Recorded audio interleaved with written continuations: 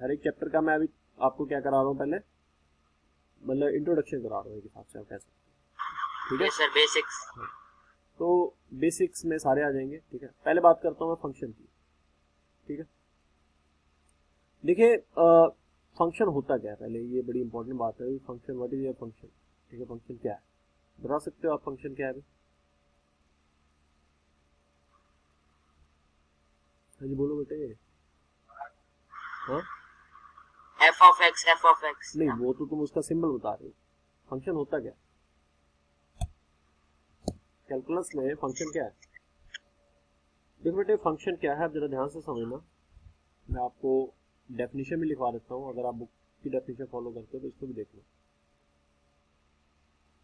Function chapter की definition इसने number system के बाद दी है, नंबर सिस्टम एक्सप्लेन किया, फिर फंक्शन चैप्टर की डेफिनेशन यहाँ दी है फंक्शन, ठीक है। ये function use to define the dependence of one physical quantity to another, ठीक है। जैसे मैं आपसे कहूं कि volume of cylinder, volume of cylinder, या फिर volume of fire. Sphere, volume of sphere, volume of sphere हम सभी को पता होता है 4/3 पाई आर क्यूब, बोलो। Yes sir.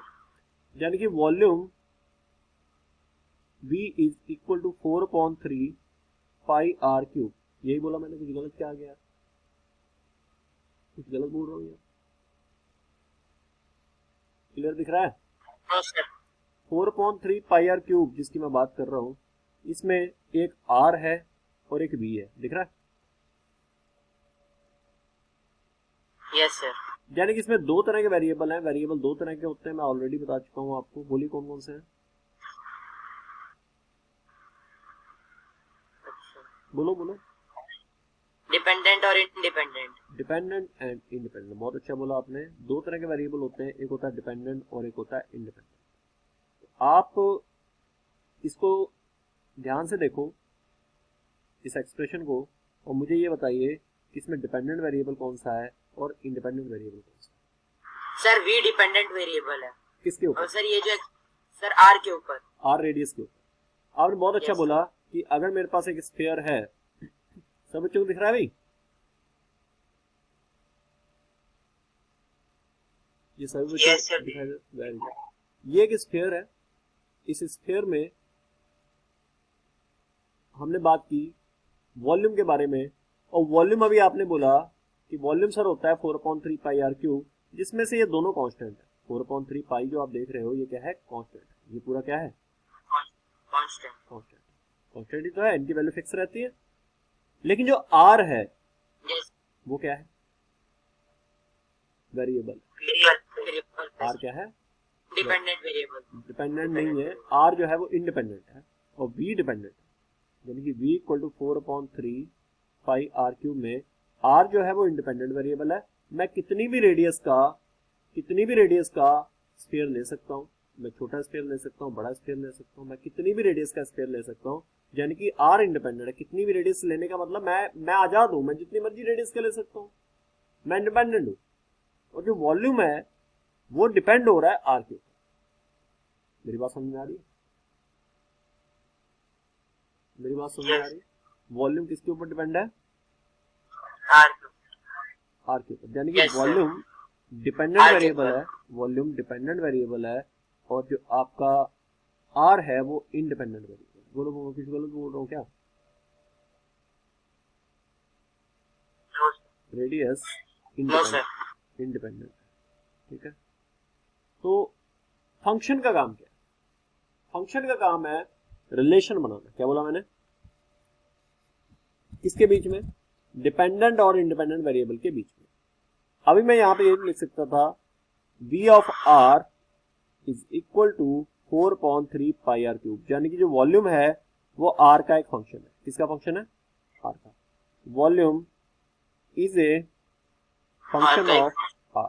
मेरी बात समझ आ रही है? Volume is a function okay of sir. r। इसी की जगह अगर मैं आपसे ये कहता अगर मैं आपसे कहता कि एक है स्टूडेंट और एक है teacher.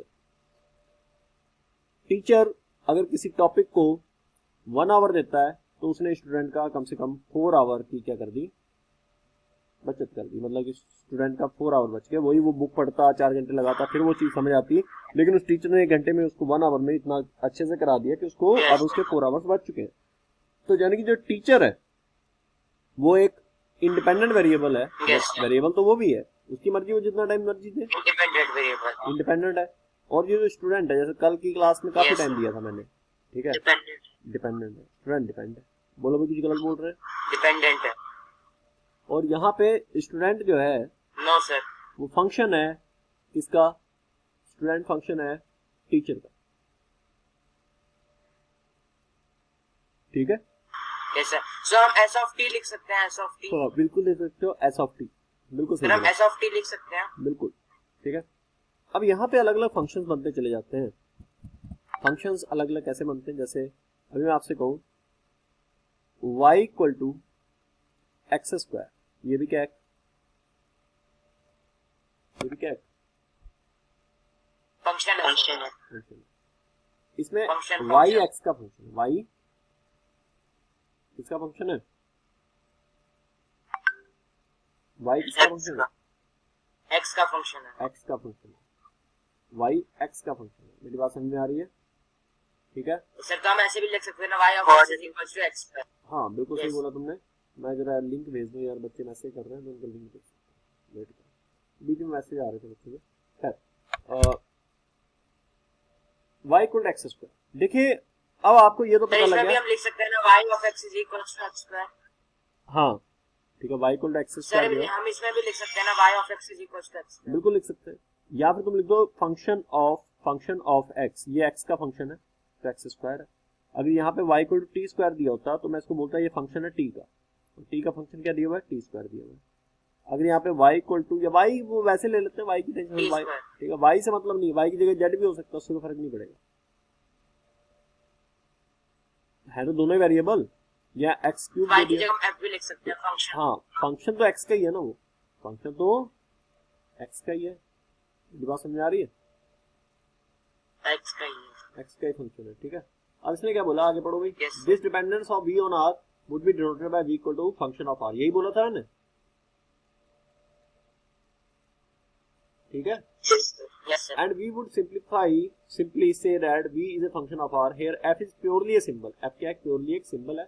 For that matter, any other letter could have been used in place of f, and it is simply used to represent the dependence of one quantity on the other. ये dependence of one quantity on the other। Definition पढ़ो बेटे function की, बड़ी definition है, लेकिन पढ़ लो।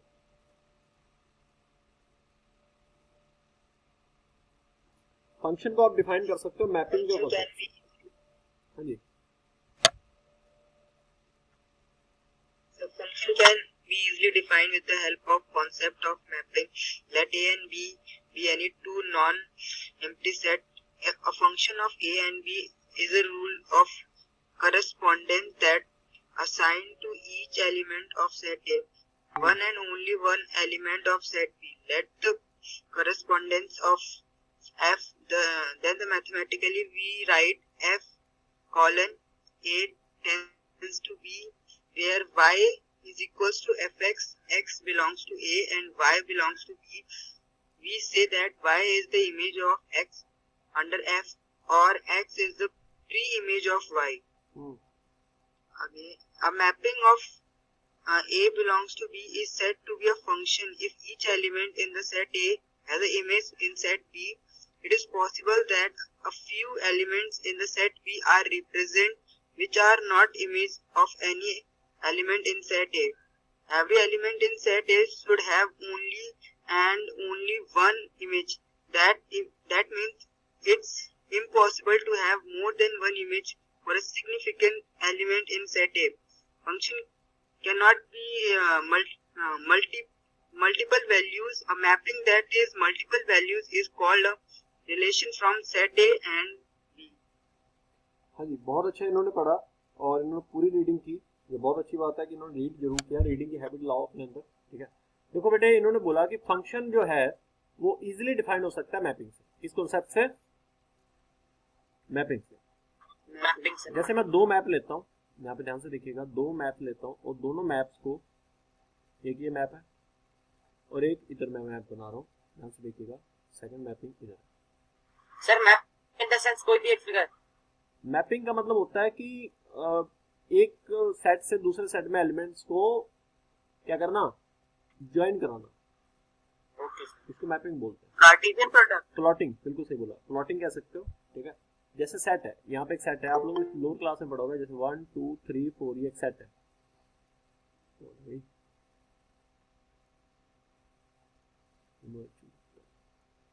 ठीक है। तो ये 1 2 3 4 जो है अभी आपने देखा, इसमें क्या है कि अलग अलग सेट्स हैं, मेरे पास दो सेट्स हैं और दोनों सेट को मैं ज्वाइन कराऊंगा, ठीक है। और दोनों सेट में जितने भी एलिमेंट्स होंगे, मेरी बात समझो जरा ध्यान से, दोनों सेट में जितने भी एलिमेंट होंगे वो सभी क्या होंगे, बेटा मैं बीच में मैसेज कर रहा हूँ, वेट करो, हाँ जी, 1 2 3 4 जैसे इसमें एलिमेंट है, और इसमें पता कौन कौन से एलिमेंट है, ध्यान से समझना, इसमें एलिमेंट है 2 4 9 और 16, बस यही है, इसके अलावा कोई और नहीं है, ठीक है। ये x की वैल्यूज हैं और ये किसकी वैल्यूज हैं, y की, बोलो भाई। Yes sir. और ये बताओ 2 को मैंने किसके साथ एसोसिएट किया, 4 के साथ, 3 की इमेज क्या बनाई 9, 4 की इमेज क्या बनी 16, और 1 की इमेज क्या बन रही है 1। तो हम इसे कह सकते हैं x is equals to y square। ये है y equal to x square, x equal to y square नहीं, y equal to x square. ये जो मैपिंग है वो किसकी है, y equal to x square. Yes.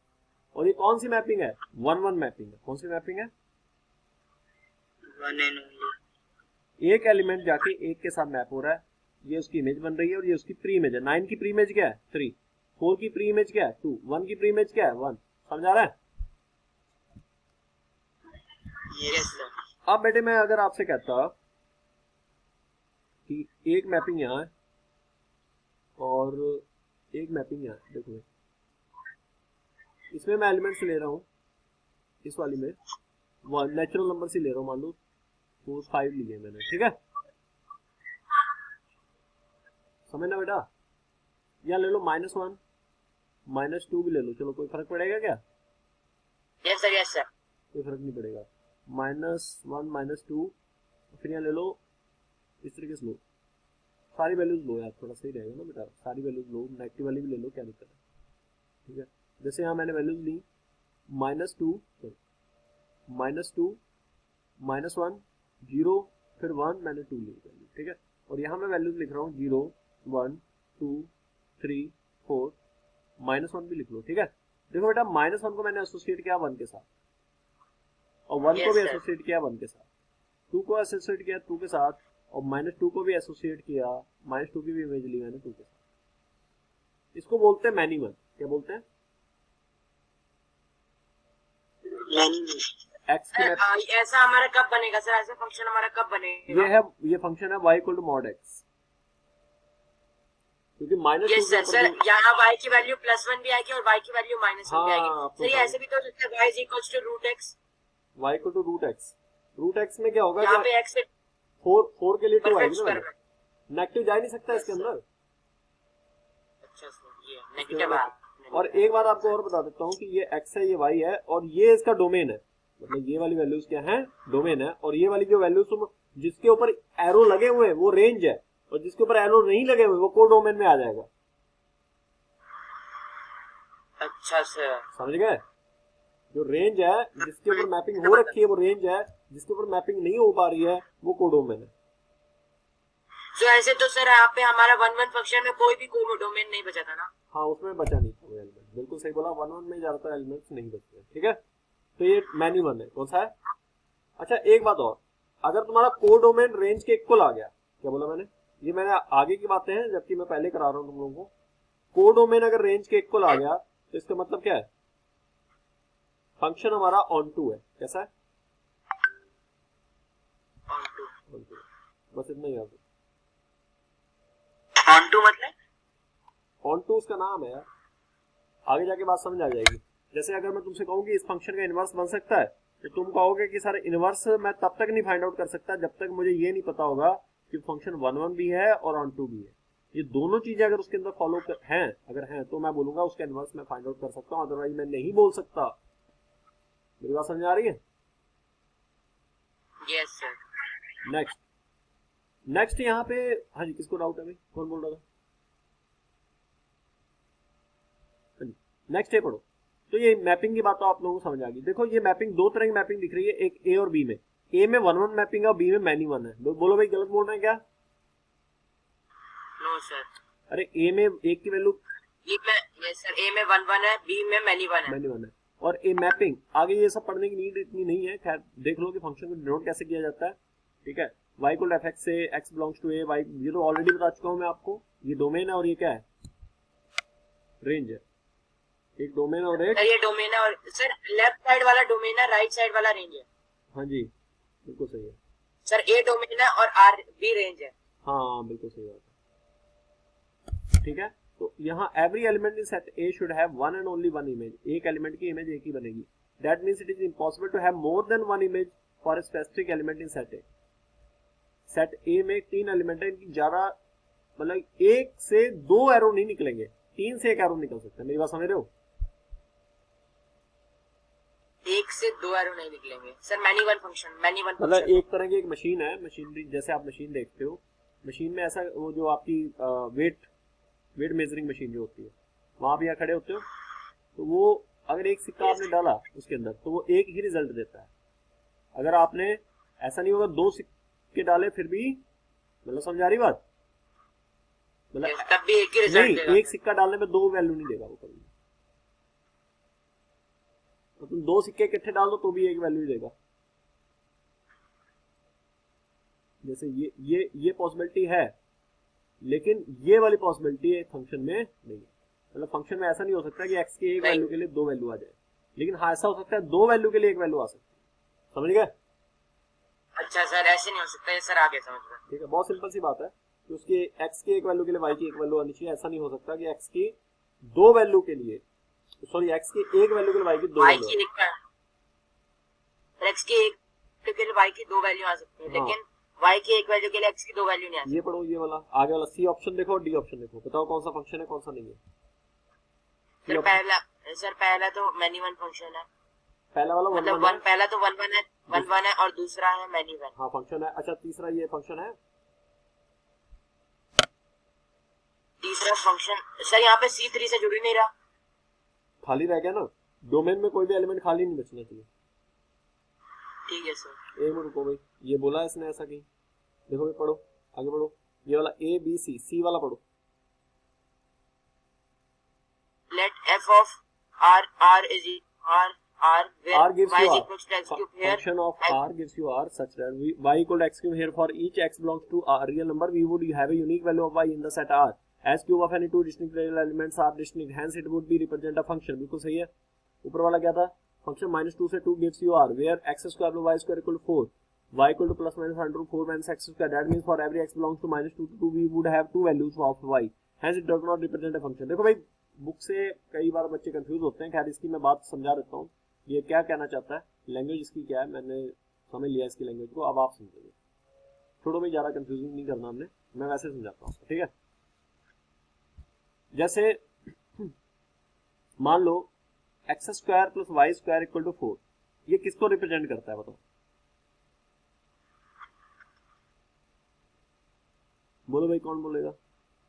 ये एक फंक्शन है, पॉलिनोमियल है। नहीं पॉलिनोमियल नहीं है, ये मैं ऑलरेडी कोनी सेक्शन में करा चुका हूँ। ये किसको रिप्रेजेंट कर रहा है? सर्कल को। सर्कल को। लेकिन सर्कल को कितना टाइम लगा दिया तुमने।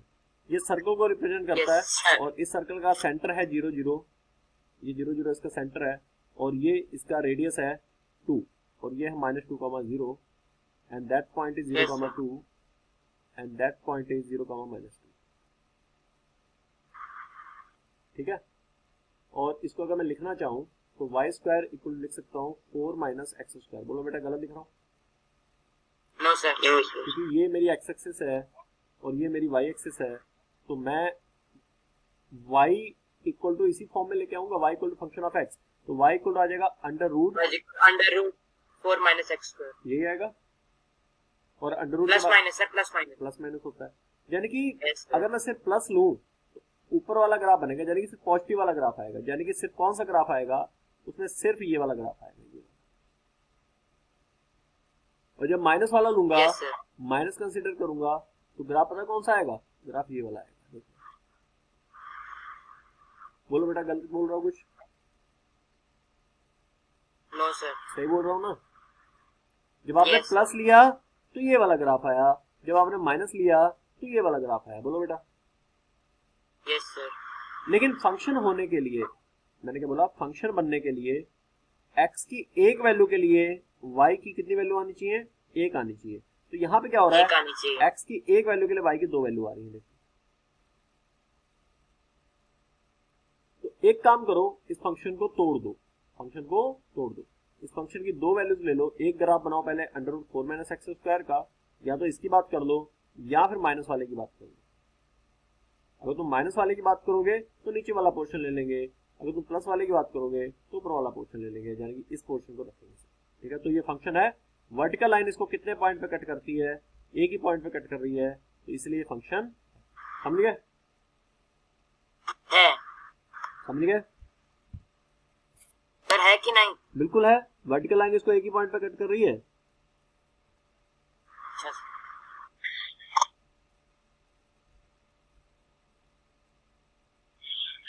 ठीक है, तो सर ये हम कैसे कह सकते हैं कि वर्टिकल लाइन अगर एक पॉइंट पे कट करी है तो x की एक वैल्यू के लिए y की भी एक वैल्यू आ रही है? बिल्कुल, इसीलिए तो ये फंक्शन है।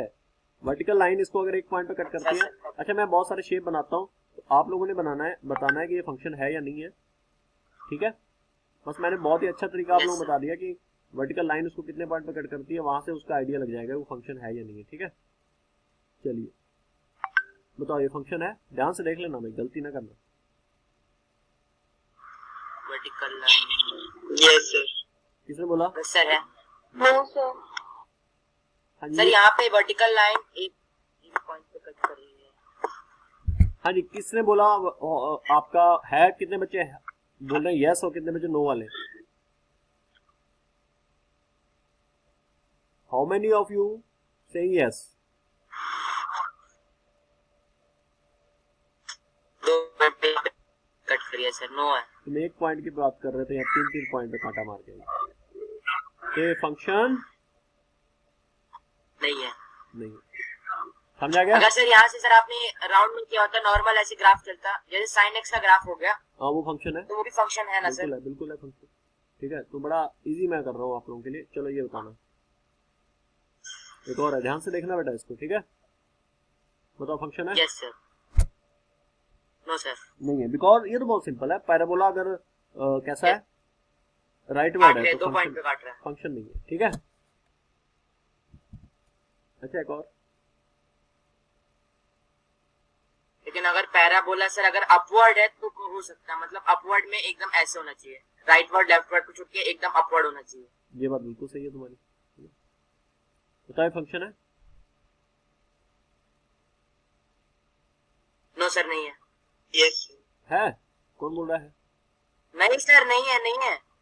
ये तो भैया कैसे हो जाएगा फंक्शन? वर्टिकल लाइन दो पॉइंट पे काट रही है। चलो आप बताओ। No it's function. Yes, sir. है तो अभी। हाँ, यस सर, अब है। अब फंक्शन। ठीक है, अब बेटे ये अगर फंक्शन नहीं थे तो ये रिलेशन थे, क्या थे?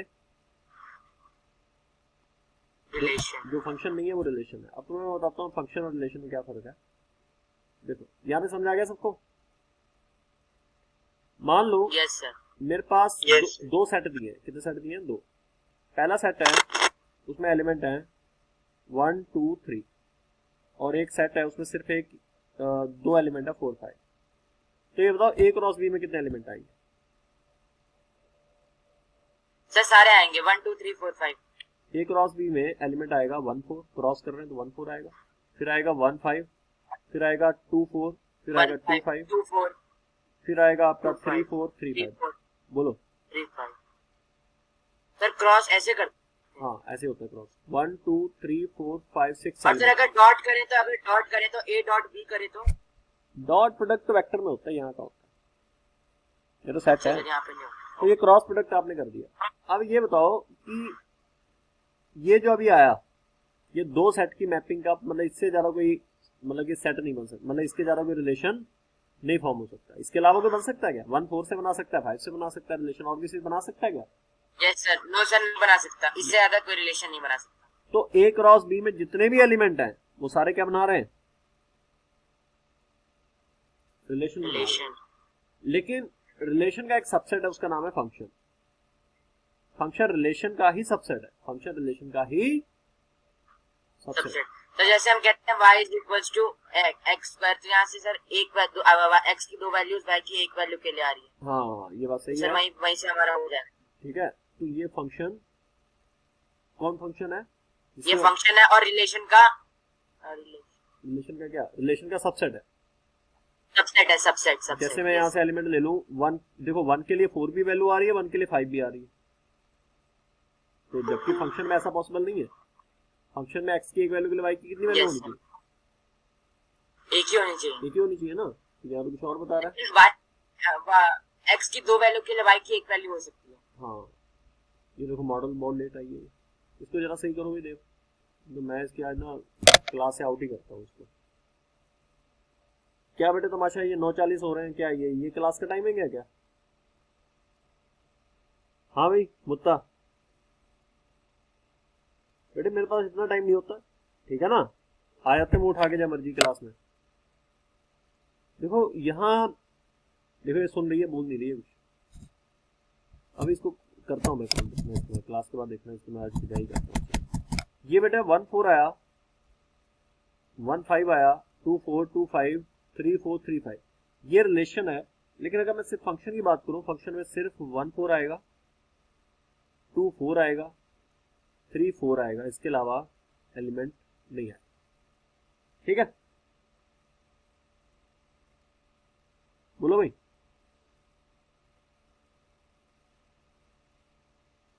अरे भी समझा रहा है? Yes sir. अच्छा अगर मैं आपसे अभी कहूं कि y square equal to x function है या नहीं है, तो आप क्या बोलोगे? Sir y is equal function तो f ऑफ y बन जाएगा सर, ये है, हो सकता है। ये ऐसा पैराबोला बनेगा, तुम करके देख लो। अच्छा सर, नहीं है। मतलब ओरिजिन से पास करेगा, थोड़ा सा सही नहीं बना, ये फंक्शन नहीं है।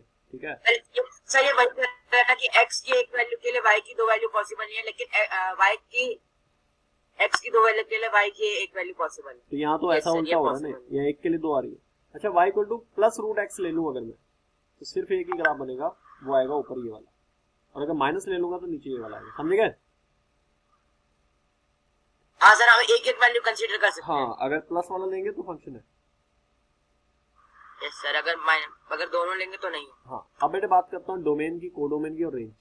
क्या बोला मैंने? ये 3 चीजें बहुत इंपॉर्टेंट है, 3 टर्म्स जो है बहुत इंपॉर्टेंट है। यस सर, बहुत ज्यादा है ना। एक है डोमेन, ये बहुत आता है क्वेश्चन, इसमें से ध्यान रखना, सीधा डोमेन ही पूछ लेता है।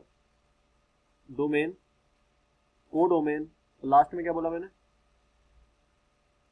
देखो थोड़ा सा तो हिंट मैंने दे दिया था। डोमेन का मतलब होता है एक्स की वैल्यूज। कौन सी वैल्यूज? जिसके लिए फंक्शन एक्स की वैल्यू। रेंज में वो वैल्यू जिनके लिए एक्स डिफाइंड है, और कोडोमेन में सारी वैल्यूज आ जाती है।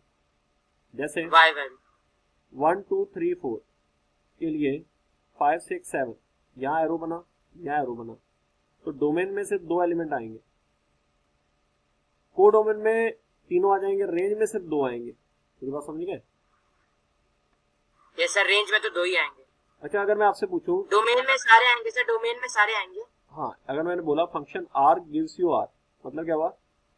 मतलब ये हुआ कि r के लिए रियल नंबर्स के लिए रियल नंबर ही देगा। रियल नंबर तो पता है ना सबको? Yes sir. मतलब रियल वैल्यूज Yes, के sir. लिए ये रियल ही देगा, ये मेरा कहने का मतलब है। रियल वैल्यूज के लिए रियल वैल्यूज ही हमें मिलेंगी। तो ये डोमेन, कोडोमेन और रेंज की बात अगर मैं करूं, तो यहाँ अगर मैं इसका ग्राफ पहले बनाता हूँ, किसकी बात हो रही है वो भी देख लो। बात हो रही है y equal to x square की। ठीक है, तो y equal to x square का अगर मैं तुमसे पूछूं कि डोमेन क्या होगा, कोडोमेन क्या होगा, रेंज क्या होगा, बड़ा सिंपल है। तो पहले y equal to x square का ग्राफ बनाओ। तुम्हें पता है वो ओरिजिन से पास करेगा, इस तरीके से करेगा कि नहीं? तो इसका डोमेन होगा, डोमेन तो उसने दिया हुआ है ऑल रियल नंबर। क्या होगा? All real number. कोडोमेन क्या होगा? All real. और रेंज क्या होगी? देखो रेंज सिर्फ यहाँ से शुरू करेगी 0 से, और 0 से कहाँ जाएगी? Yes sir, infinite. तो रेंज आएगी 0 से infinite. Infinite. Codomain all real number आ जाएगा, क्योंकि ये जो इसने दिया था यहाँ वो कोडोमेन ही था। ये कोडोमेन होता है, ये डोमेन होता है, और जिसके लिए फंक्शन वाई एक्सिस में जहां जहां प्रेजेंट होता है वो रेंज होती है। समझा गया? अच्छा सर यहाँ पे 0 से इन्फिनिट यहाँ से जा रहा है और 0 से इन्फिनिट वहां से जा रहा है। हाँ, तो वही रेंज होगी जहां पे ग्राफ प्रेजेंट होगा। ठीक है, ओके सर। ठीक है। और अब बात करता हूं मैं आगे नेक्स्ट, ये डिफरेंट टाइप्स ऑफ फंक्शंस अलग अलग, ये तो पता ही है आपको कौन कौन से फंक्शंस हैं। ठीक है, तो डोमेन भी रियल नंबर होगा। डोमेन रियल नंबर होगा, बिल्कुल सही बात है। तो डोमेन अगर दो फंक्शंस दिए हो, मेरी बात ध्यान से समझना, अगर दो फंक्शन दिए हो, जैसे एक फंक्शन sin x दिया है और उसके साथ में एक फंक्शन cos x दिया है, तो इसका डोमेन तुम निकाल लो, इसका निकाल लो, फिर दोनों का इंटरसेक्शन ले लो। क्या लो? इंटरसेक्शन। ये भी अगर प्लस माइनस लगा तो भी इंटरसेक्शन। अच्छा, अगर दोनों डिवाइड में है, दोनों डिवाइड में है, जैसे ऊपर sin x है नीचे cos x है, सारी वैल्यूज लोगे, वो वैल्यू नहीं लोगे जिसके लिए cos x 0 हो रहा होगा। समझा गया? क्योंकि नीचे 0 हो गया तो इनफिनिट चला जाएगा। Sir all real numbers except where cos x is not equal to cos x is equal to 0। बहुत अच्छा बोला तुमने। अच्छा, अगर मैं आपसे पूछूं कि अंडर रूट के अंदर दिया हुआ है x² माइनस 4x प्लस 1, तो इसका डोमेन पूछ रहा हूं मैं तुमसे, क्या बताओगे? तुम अंडर रूट के अंदर कभी नेगेटिव नहीं होने दोगे, अंडर रूट को बोलोगे x² माइनस 4x प्लस 1 को ग्रेटर देन इक्वल टू 0 बोलो। 0। और तुम्हें ये पता होना Yes, चाहिए sir. कि क्वाड्रेटिक का ये डिस्क्रिमिनेंट जो है इसका डिस्क्रिमिनेंट देखो कैसा होगा। इसका डिस्क्रिमिनेंट अगर तुम निकालोगे b² माइनस तो b² माइनस 4ac अगर तुमने निकाला यस तो वो लेस देन 0 आ रहा है। देखो, नहीं पॉजिटिव आ रहा है, सॉरी पॉजिटिव ही आ रहा है। अगर ये प्लस लगा दूं तो 3 माइनस 4 यस सर पॉजिटिव ही आ रहा है 12। पॉजिटिव आ रहा है, तो यहाँ ले लो 1 ले लो, चलो छोड़ो 1 ले लिया। अब बताओ अब नेगेटिव आ रहा है कि नहीं डिस्क्रिमिनेंट? यस सर आ रहा है। तो ये बताओ इसका डोमेन क्या होगा? देखो, जब डिस्क्रिमिनेंट लेस देन 0 आ रहा है तो इसका मतलब ग्राफ ऊपर ही ऊपर रहेगा पैराबोला का। यस सर रहेगा। तो इसका मतलब ग्राफ हमेशा ही पॉजिटिव है। सर d लेस देन 0 तो नीचे नहीं होगा क्योंकि नेगेटिव में गया ना इस बार। अरे भाई डी लेस देन 0 है तो इमेजिनरी रूट्स है ना। अच्छा सर। अगर इमेजिनरी रूट है तो ऊपर ही ऊपर रहेगा ना ग्राफ। बोलो भाई, अगर discriminant greater than equal to 0 होता है तो क्रॉस करके जाता है, अदरवाइज ऊपर ही ऊपर रहता यस है। सर। और यहाँ डिस्क्रिमिनेंट लेस देन 0 है तो मतलब क्या हुआ कि ग्राफ ऊपर ही ऊपर रहेगा, यानी कि सभी पॉजिटिव वैल्यूज के लिए क्या होगा? डिफाइंड होगा। मतलब x की कोई भी वैल्यू हो ये पॉजिटिव वैल्यू देगा, तो मतलब क्या हुआ? अंडर रूट के अंदर जो बैठा हुआ है वो पॉजिटिव है। कैसा है? पॉजिटिव। बात खत्म होगी। तो हमें पॉजिटिव चाहिए था, पॉजिटिव मिल गया हमें, बात खत्म होगी। ठीक है, तो कुछ भी पुट करके देखो तो कभी नेगेटिव नहीं आएगा। ठीक है, ठीक है सर। अब बात करते हैं आगे। जैसे मान लो मेरे पास दिया हुआ है under root x² minus 7x plus 12, तो इसका डोमेन अगर मुझसे को पूछ ले, क्या पूछे? डोमेन। तो डोमेन में इसका बोलूंगा उसको कि भैया अंडर रूट के अंदर जो है इसको ग्रेटर देन इक्वल टू 0 कर दो, तो वो कहेगा करो ग्रेटर देन इक्वल टू 0, तो इसके फैक्टर्स बनाऊंगा तो आएगा x² minus 4x minus 3x plus, अब किसी को फैक्टर बनाने नहीं आता तो फिर कुछ नहीं हो सकता उसका। तो x माइनस 4 माइनस 3 कॉमन ले लूंगा, x माइनस 4 दो वैल्यूज आ रही है सर, 4 और 3 दो वैल्यूज आ रही है। हाँ, एक मिनट वेट करो, ये आया। अब बेटा ग्रेटर देन इक्वल टू 0 करना, नंबर लाइन ड्रॉ करो। कौन सी line? Number line. Number line पे पहले 3 लिख दो, फिर 4 पुट कर दो, फिर पॉजिटिव नेगेटिव पॉजिटिव, ऐसे करो, पॉजिटिव नेगेटिव पॉजिटिव। तुम्हें कौन सी वैल्यू चाहिए? पॉजिटिव, ये वाली ले लो। माइनस इन्फिनिटी से 3 यूनियन 4 से इन्फिनिट, ये आंसर होगा, ये डोमेन होगा। ये क्या होगा? डोमेन। समझ गए? इन वैल्यूज के लिए ही ग्राफ बनेगा, अदरवाइज ग्राफ नहीं बनेगा। समझा गया? ठीक है, माइनस इन्फिनिटी से 3 और 4 से इन्फिनिटी। तो आज एक काम करो, डोमेन रेंज के जितने भी क्वेश्चन है वो कर दो। Yes sir. रेंज का मतलब होता है वाई की वैल्यू, पहले डोमेन की क्वेश्चन करो सारे। ठीक है, और थोड़ा सा सेंड करते